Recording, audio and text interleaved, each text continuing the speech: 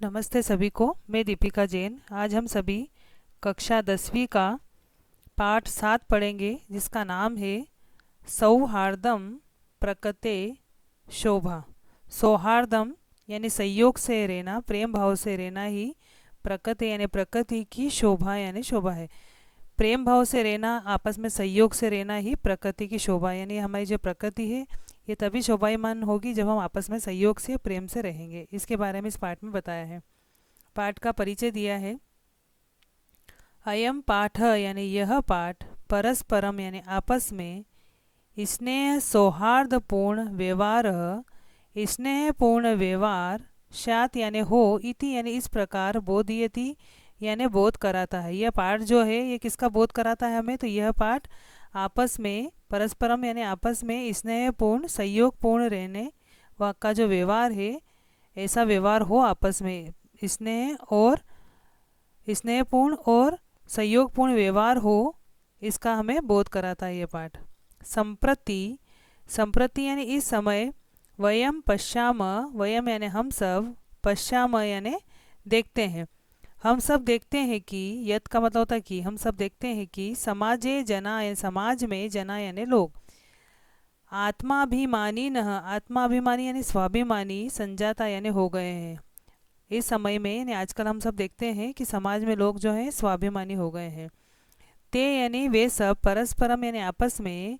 तिरस कुर्वंती यानी आपस में एक दूसरे का तिरस्कार करते हैं, यानी एक अपने आप को ऊंचा बताते हैं और दूसरे को नीचा बताते हैं, तो वे एक दूसरे का तिरस्कार करते हैं। स्वार्थ पूर्णे संलग्ना, स्वार्थ की पूर्ति में लगे हुए, ते यानी वे सब, परेशान यानी दूसरों के कल्याण विषय, अच्छे के विषय में, नेव किमपि न ही, किमपि यानी कुछ भी, चिंत यानी सोचते हैं। स्वार्थ में लगे हुए वे सब क्या करते हैं? दूसरों के कल्याण के बारे में नहीं सोचते हैं। तेषाम जीवनो उद्देश्यम, तेषाम यानी उनके जीवन का उद्देश्य, अधुना इदम संजातम, अधुना यानी इस समय, अब उनका जीवन का जो उद्देश्य है वह कैसा हो गया है? अधुना यानी इस समय या अब, इदम यानी यह, संजातम यानी हो गया है, उनके जीवन का उद्देश्य अब ऐसा हो गया है। निश्चय, नीचे, नीचे जो र है ये विसर्ग में बदल जाएगा, नीचे यानी नीच, अनिश्चय, र में से अ बाहर निकलेगा तो अनिश्चय हो जाएगा, नीच अनीच। फिर यहाँ पर ये नीचे र जो है आधा हो जाएगा, अ बाहर निकलेगा, अनीचे, फिर ये र भी आधा हो जाएगा, इसमें से अ बाहर निकलेगा, अति नीच, अति नीच यानी बहुत ज़्यादा नीच, निश्चय यानी अति नीच से भी नीच, सर्वे उपाय सभी उपायों से, फलम एव फल की ही, साध्यम यानी साधना करते हैं। यानी लोग आजकल उनके जीवन का उद्देश्य कैसा हो गया है कि कोई भी नीच काम करो, अनीच करो, और अति नीच, निश्चय यानी अति नीच से नीच सभी उपाय कर लो, कौन सा भी उपाय कर लो, लेकिन उन्हें अपने काम को सिद्ध करना ही है। यानी वो अपनी आदतें नहीं बदलते हैं, वो नीचपन जो है उससे भी ज़्यादा नीचता पे उतर आते हैं, लेकिन उन्होंने जो सोच रखा है, जो फल वो प्राप्त करना चाहते हैं, तो अपने फल की प्राप्ति के लिए वो कोई भी उपाय कर लेते हैं। अतः समाज यानी इसलिए समाज में पारस्परिकम स्नेह संवर्धनाय, आपस में स्नेह को संवर्धनाय यानी बढ़ाने के लिए, अतः समाज में आपस में स्नेह को बढ़ाने के लिए, अस्मिन पाठे इस पाठ में, पशु पक्षिणाम पशु पक्षियों के माध्यमेन यानी माध्यम से, समाजे यानी समाज में, व्यवहृतम यानी स्थित, समाज में स्थित,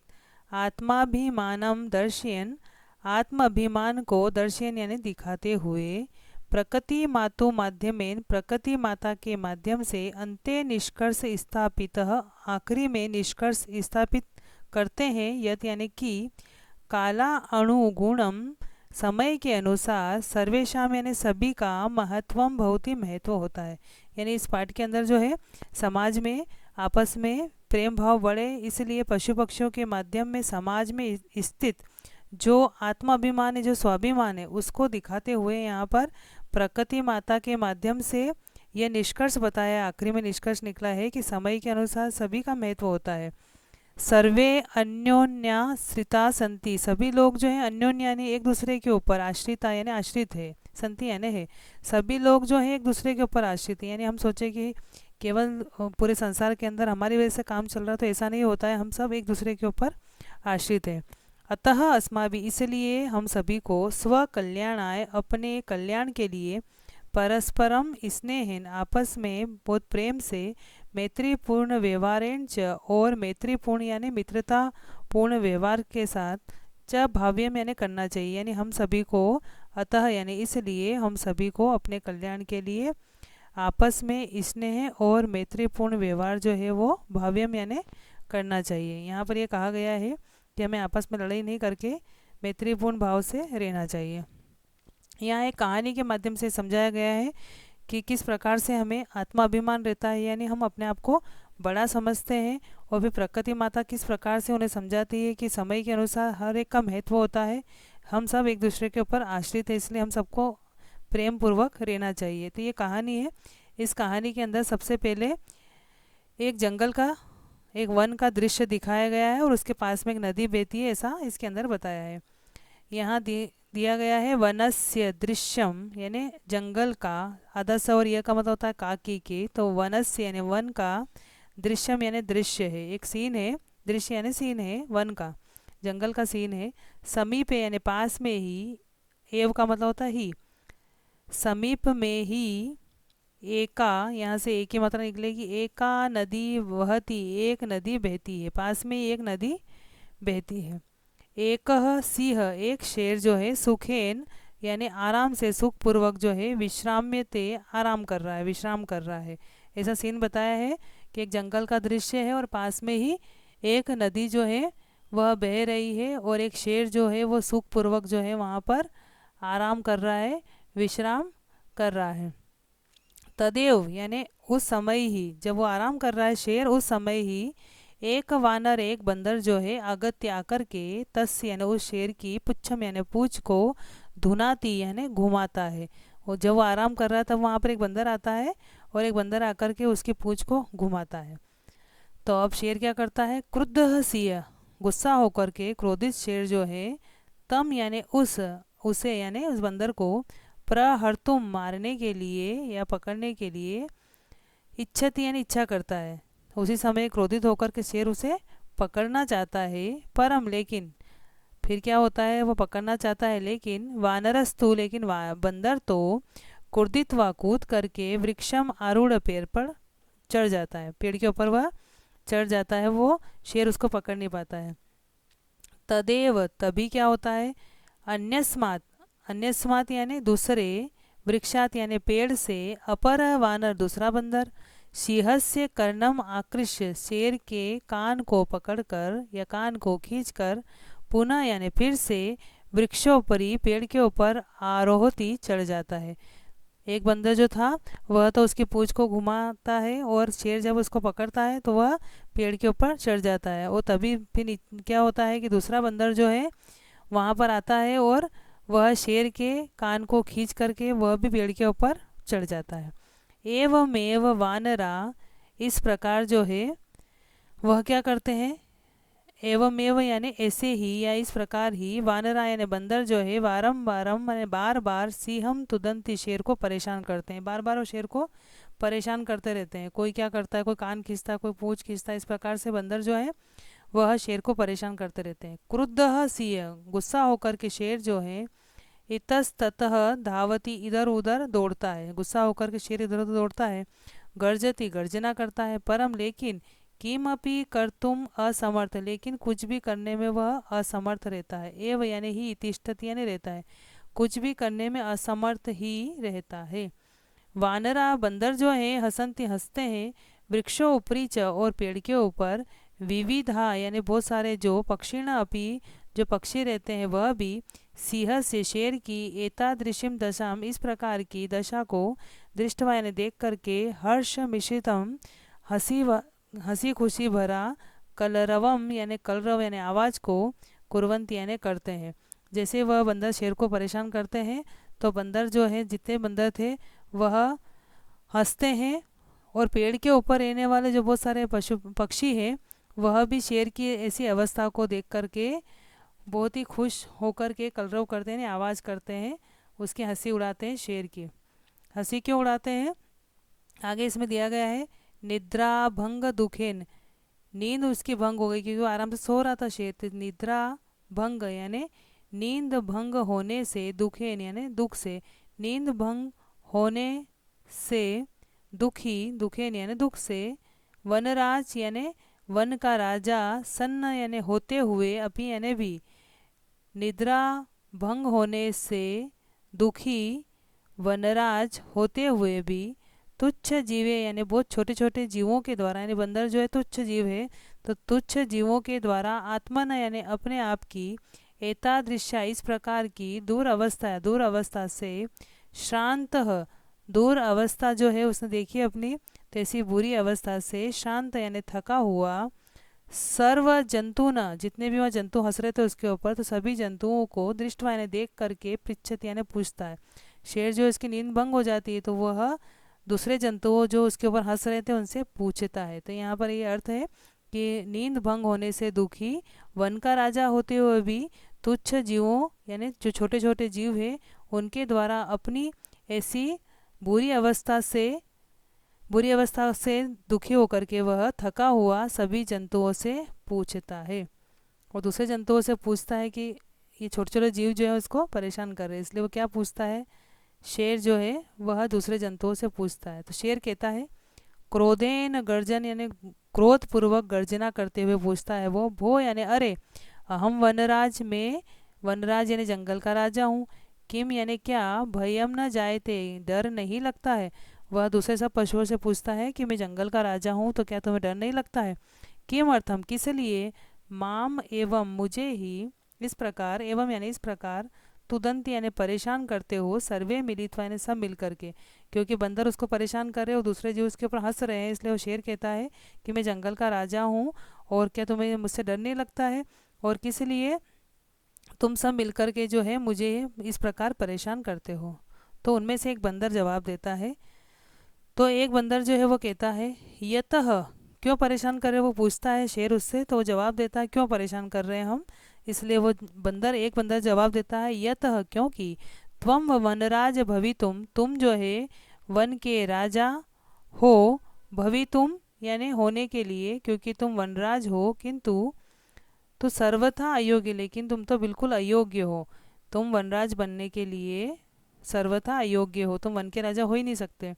वन के राजा बनने के लिए अयोग्य क्यों है, क्योंकि राजा तो रक्षक भवती, राजा तो रक्षक होता है, परम लेकिन, भवान आप तो, भक्षक, भक्षक यानी सब जीवों को खाते हैं मारते हैं, तो आप तो हमारे राजा हो नहीं सकते। अपीच और भी, स्वरक्षायाम अपि समर्थ ना असी, स्वरक्षाया यानी अपने खुद की रक्षा में भी, समर्थ ना असी यानी नहीं हो, अपनी खुद की रक्षा आप नहीं कर सकते, तरही तो कथम किस प्रकार से, अस्मान यानी हम सबकी, रक्षी सती आप जो है हम सबकी रक्षा, हमारी रक्षा कैसे करोगे। तो वह बंदर जो है उस शेर को कहता है कि आप वन के राजा बनने के लिए बिल्कुल अयोग्य हो, क्योंकि राजा तो रक्षक होता है और आप तो भक्षक हो, और वो बंदर उसको परेशान कर रहे शेर को, तो अपने आप को बचा ही नहीं पा रहा है, इसलिए वो कहते हैं कि आप तो खुद अपनी रक्षा करने में असमर्थ हो, तो फिर आप हमारी रक्षा कैसे करोगे।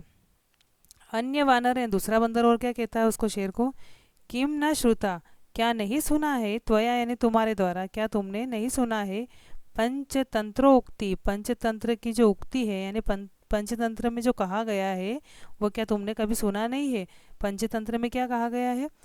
यो न रक्षति, यो यानी जो, न यानी नहीं, रक्षति यानी रक्षा करता है, जो नहीं रक्षा करता है, किसकी रक्षा नहीं करता है, वितस्त्रान यानी दुखी, और पीड़ीयमानान पीड़ित जंतुओं की, परे यानी दूसरों के द्वारा, सदा यानी हमेशा। तो इस लाइन में कहा गया है कि जो परे यानी दूसरों के द्वारा, वितस्त्रान यानी दुखी, और पीड़ीयमान पीड़ित जंतुओं की, जंतु यानी जंतुओं की, पार्थिव रूपेण राजा होते हुए भी, न रक्षति रक्षा नहीं करता है, सह यानी वह जो है, कृतांतो, कृतांतो यानी वह यमराज है, कृत का करने वाला, अंतो यानी अंत, अंत करने वाला यानी यमराज, वह यमराज है, न संशय, इसमें कोई संशय नहीं है, शंका नहीं है। यानी दूसरा बंदर जो उसको समझाता है कि तुमने कभी न कभी पंचतंत्र में सुना होगा, तो वो उससे पूछता है कि क्या तुमने पंचतंत्र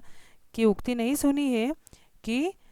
जो दूसरों के द्वारा दुखी और पीड़ित जंतुओं की राजा होते हुए भी हमेशा रक्षा नहीं करता है, वह यमराज है, इसमें कोई शंका नहीं है। यानी कोई प्राणी दुखी है, पीड़ित है, तो अगर वो राजा है और राजा होते हुए भी रक्षा नहीं कर पा रहा है तो फिर तो यमराज के समान हो गया। तो इसलिए कहा गया कि तुम यमराज के समान हो, तुम रक्षा तो करते ही नहीं हो, हम सबको खा लेते हो। तो अब वहाँ पर एक कौवा जो था वो क्या कहता है, काकह यानी कौवा बोलता है वहाँ पर, आम यानी हाँ, सत्यम कथितम सच कहा है, त्वया यानी तुम्हारे द्वारा, वह बंदर का साथ देता है कि हाँ तुमने सच कहा है। वस्तुतः वनराज भवितुम, वस्तुतः वनराज बनने के लिए, तू यानी तो, अहम एवं मैं ही, योग्य यानी योग्य हूँ। कौवा कहता है कि हाँ तुमने सही कहा कि शेर जो है ये तो राजा बनने के योग्य नहीं है, मैं ही राजा बनने के योग्य हूँ। तो वहाँ पे पीक कोयल बोलती है फिर, उपहसन यानी हंसते हुए, कोयल हंसते हुए कहती है, कथम त्वम योग्य वनराज भवितुम, कथम यानी कैसे, त्वम यानी तुम योग्य हो, वनराज भवितुम वनराज बनने के लिए, तुम वनराज बनने के लिए कैसे योग्य हो। यत्र तत्र यहाँ वहाँ, काका इति काऊ काऊ इस प्रकार, कर्कश ध्वनि ना, कर्कश ध्वनि से, वातावरणम आकुली करोशी वातावरण को व्याकुल करते हो। कोयल जो है वो कौवे की मजाक बनाती हुई कहती है कि तुम किस प्रकार से वनराज बनने के योग्य हो, तुम तो यहाँ वहाँ इधर उधर जो है काँव काँव करते हुए कर्कश ध्वनि से वातावरण को व्याकुल करते रहते हो। न रूपम तुम्हारा तो कोई रूप भी नहीं है, न ध्वनि रस्ती हो, न तुम्हारी अच्छी आवाज़ है, न रूप है न आवाज़ है। कृष्ण वर्णम काले रंग के हो, मेध्या अमेध्य, मेध्य अमेध्य, यहाँ पे जी आ की मात्रा है, इसमें स बाहर निकलेगा तो मेध्य अमेध्य, मेध्य अमेध्य यानी पवित्र और अपवित्र यानी अच्छा और बुरा कुछ भी,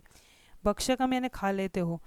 कोयल जो है कौवे को कहती है कि तुम तो पवित्र अपवित्र खाने वाले हो। त्वाम कथम वनराजम तुम्हें कैसे वनराज,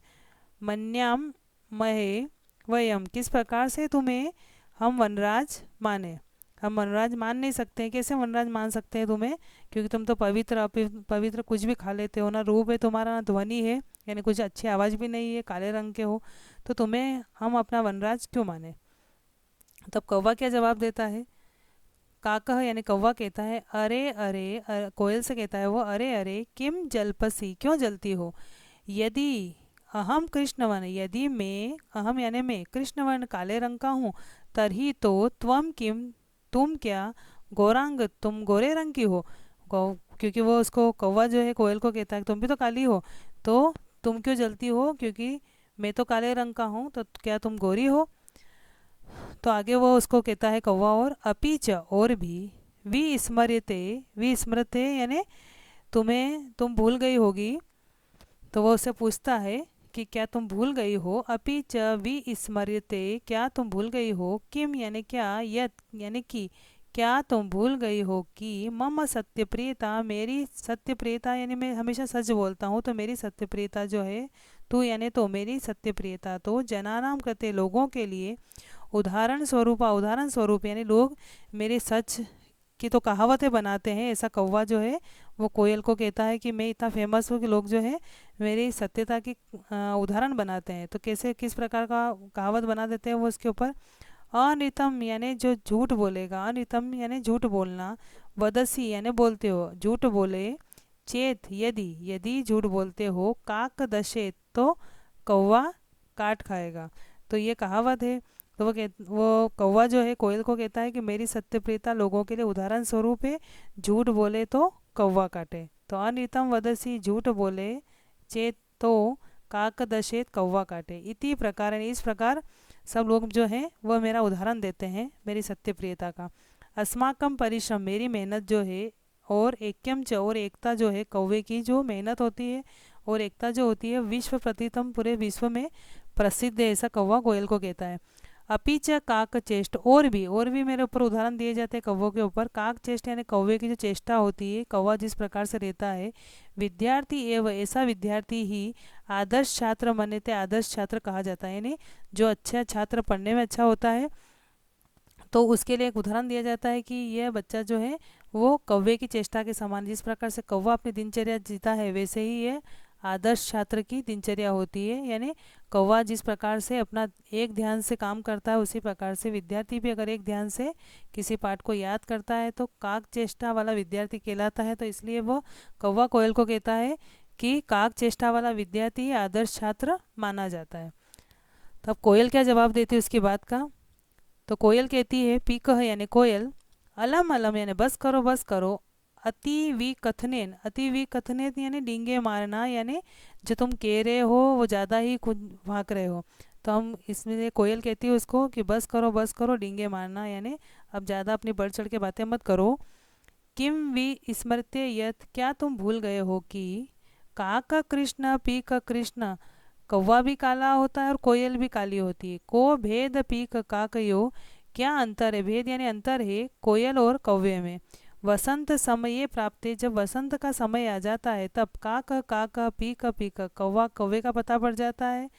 पीक पीक यानी कोयल कोयल का पता पड़ जाता है। यानी वह कोयल जो उसको कहते हैं ज़्यादा डींगे मत मारो, ज़्यादा अपनी तारीफ मत करो, क्या तुम भूल गए हो कि जब भी कौवा भी काला होता है, कोयल भी काली होती है, लेकिन जब बसंत का समय आता है तब पता पड़ जाता है कि कौन कोयल है और कौन कौवा है। अब कौवा क्या जवाब देता है उसके बाद का। काकह यानी कौवा कहता है रे परभृत,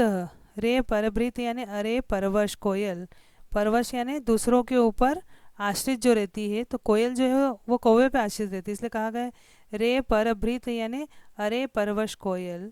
अहम यदि, मैं यदि, तव संतति तुम्हारी संतानों को न पालयामी नहीं पालूं, तरही तो कुत्र यानी कहाँ पर, शु यानी होगी, पीका यानी कोयले, अगर मैं तुम्हारी संतानों को नहीं पालूं तो फिर संसार में कोयले भी नहीं होगी, क्योंकि कोयल जो है वो अपना घोंसला नहीं बनाती है, वो अपने अंडे को कौवे के घोंसले में रखती है। इसलिए कौवा कहता है कि मैं तुम्हारी संतानों को पालता हूँ, अगर मैं संतानों को नहीं पालूँ तो संसार में कोयले भी ख़त्म हो जाएगी। तो इसलिए वह उसको समझाते हुए कहता है कि अरे परवश कोयल, मैं यदि तुम्हारी संतानों को नहीं पालूँ तो कहाँ होगी कोयले। अतः यानी इसलिए अहम एवं मैं ही करुणा पर करुणा करने वाला, पक्षी सम्राट का पक्षियों का राजा का कौवा हूँ, कि मैं ही सब पे करुणा करता हूँ, करुणा करके दया करके तुम्हारी संतानों को पालता हूँ, इसलिए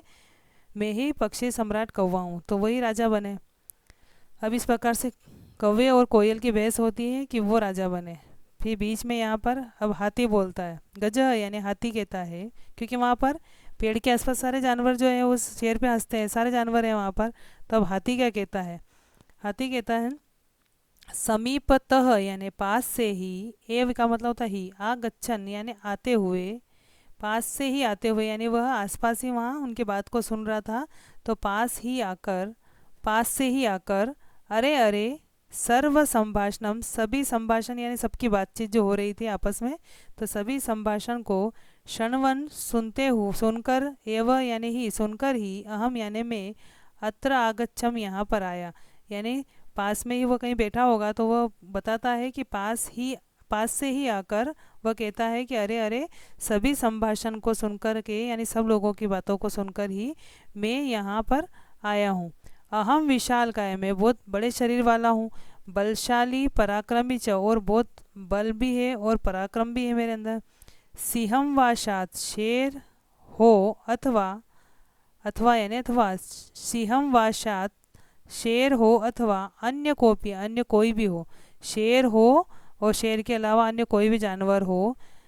अन्य कोई भी, वन्य पशुंतु, वन्य यानी जंगली जो जंतु है उनको, तुदंती यानी परेशान करता है, जंतु अहम जंतुओं को परेशान करता है, तो मैं स्वशुंडेन अपने शुंड से, पोथित्वा उसको पटक करके, अपनी सूंड से पटक कर, मारी श्यामी मार दूंगा। वह कहता है कि मैं इतना बड़ा शरीर वाला हूँ, बलशाली पराक्रमी हूँ, तो कोई भी जंतुओं को, जो जंगली जंतु है उनको कोई शेर परेशान करे या दूसरा कोई भी जीव परेशान करे, तो मैं अपनी सूंड से जो है उसको पटक करके मार दूंगा। किम अन्य को अपि अस्ति, किम यानी क्या, अन्य को अन्य कोई भी, अपि यानी भी, अस्ति यानी है, अन्य कोई भी है, एतादृश पराक्रमी ऐसा पराक्रमी, वह उन सबसे पूछता है सब जीव जंतुओं से कि क्या दूसरा कोई भी ऐसा पराक्रमी है जो इस प्रकार से किसी को मार दे। अतः हम एवं, इसलिए मैं ही योग्य हूँ वनराज पदाय, वनराज पद के लिए। हाथी कहता है कि मैं ज़्यादा योग्य हूँ वनराज पद के लिए, क्योंकि मैं बलशाली हूँ, पराक्रमी हूँ और विशाल का मेरा शरीर है और शेर हो चाहे कोई दूसरा जीव जंतु हो, मैं अपनी सूंड से उसको पटक करके मार दूंगा, और मेरे समान दूसरा कोई भी पराक्रमी नहीं है, इसलिए मैं ही वनराज पद के लिए योग्य हूँ। अब बंदर क्या करता है उस समय में, जैसे हाथी कहता है तो बंदर क्या करते हैं, अरे अरे, अरे अरे, एवं अच्छा ऐसा, शीघ्र में जल्दी ही, गजस्यापि, वह बंदर जो उसके साथ भी शरारत करते जो शेर के साथ करी थी, तो जल्दी ही गजस्यापि, हाथी की हाथी की भी पुच्छम यानी पूंछ को, विदूय,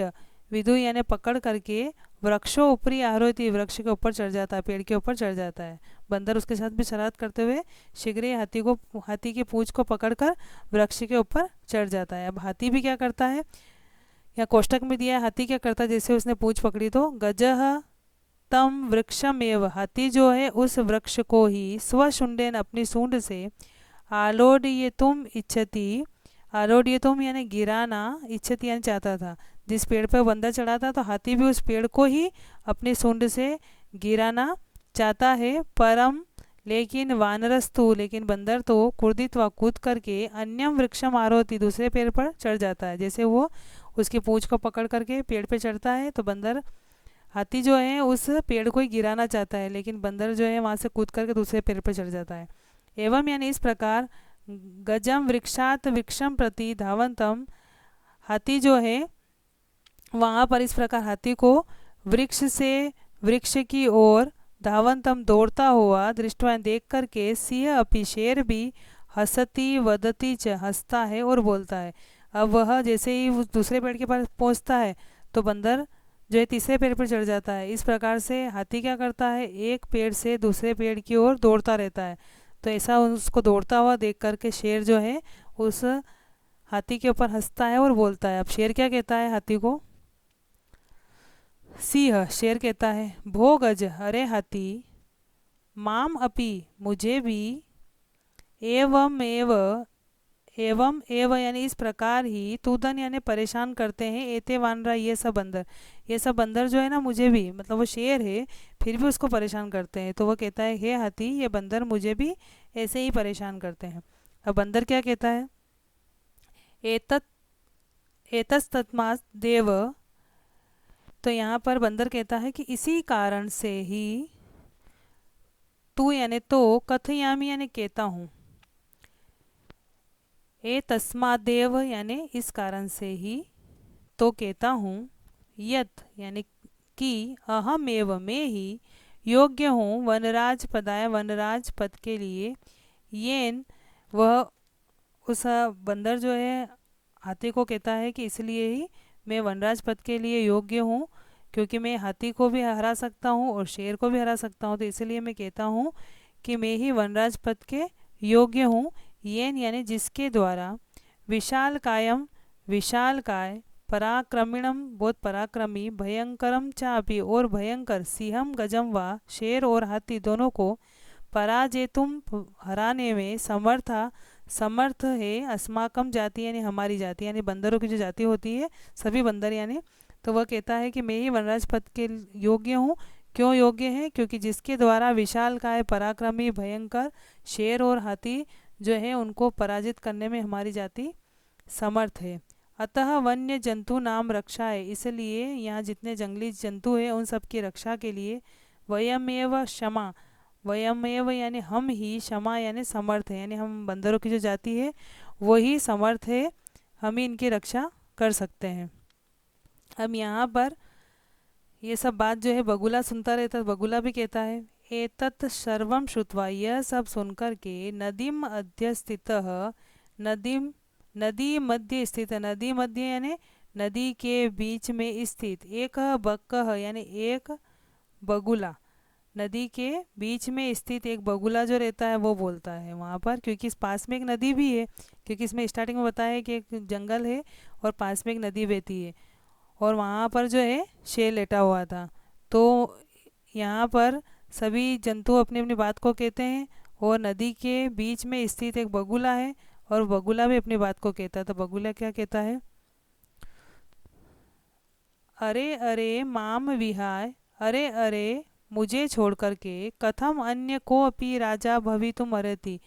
किस प्रकार से, कथम यानी कैसे, अन्य कोई भी राजा बनने के योग्य है, अर्हति यानी योग्य है, किस प्रकार से अन्य कोई राजा बनने के योग्य है।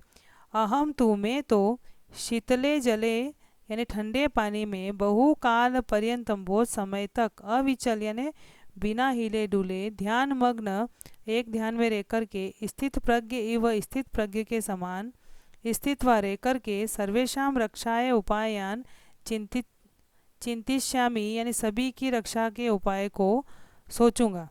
वह बगुला कहता है कि दूसरा कोई राजा बनने के योग्य कैसे है, मैं तो एक ठंडे पानी के अंदर, बगुला ठंडे पानी में रहता है, तो बगुला कहता है कि मैं तो ठंडे पानी के अंदर बहुत समय तक खड़ा रह कर के एक ध्यान से स्थित प्रज्ञ होकर के सभी जितने भी जीव जंतु हैं उन सबकी रक्षा के उपाय को सोचूंगा, क्योंकि बगुले का दिमाग चलता है उपाय सोचने में। तो इसलिए वो कहता है कि मैं तो सबकी रक्षा के उपाय को सोचूंगा। योजनाम निर्मय च, और योजना का निर्माण करूंगा कैसे रक्षा करनी है सब जीव जंतुओं की।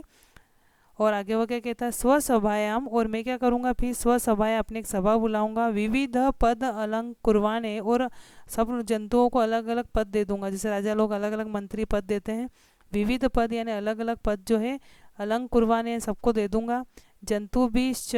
जंतु भी यानी सब जंतुओं को, मिलित्वा यानी मिलकर के, रक्षा उपायान रक्षा के उपायों को, क्रियान्वितान क्रियान्वित, कार्यश्यामी करूँगा यानी सब जंतुओं को बुलाऊंगा, योजना का निर्माण करूंगा और सबको अलग अलग पद दे करके फिर योजना का निर्माण करके उस योजना को क्रियान्वित करेंगे।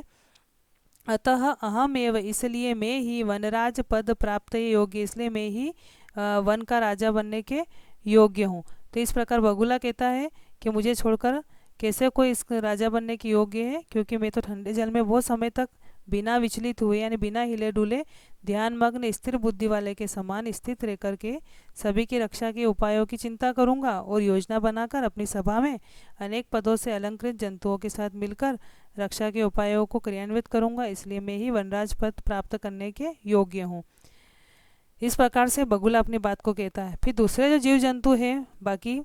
वह भी अपनी अपनी बात को कहते हैं। तो हम आगे के वीडियो में सुनेंगे कि मोर क्या कहता है और दूसरे जीव जंतु और क्या क्या कहते हैं, और फिर आखिर में राजा कौन बनता है, ये इसके सेकंड पार्ट में सुनेंगे। तो इसमें यहाँ तक का अनुवाद जो है आप वीडियो के माध्यम से इसका अनुवाद करने की कोशिश करें। धन्यवाद।